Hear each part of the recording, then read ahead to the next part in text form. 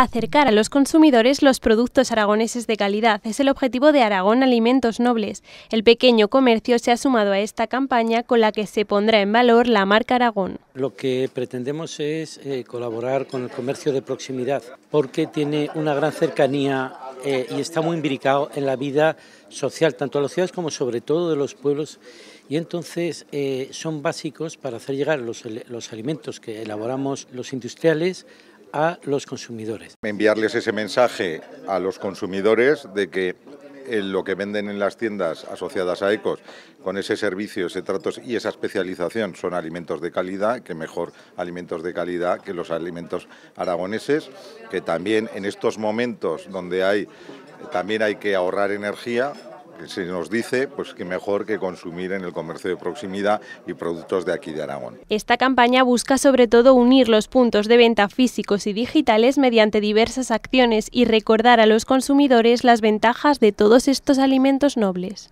Vamos a generar experiencias positivas comprando alimentos de Aragón en el comercio de la provincia. Entonces,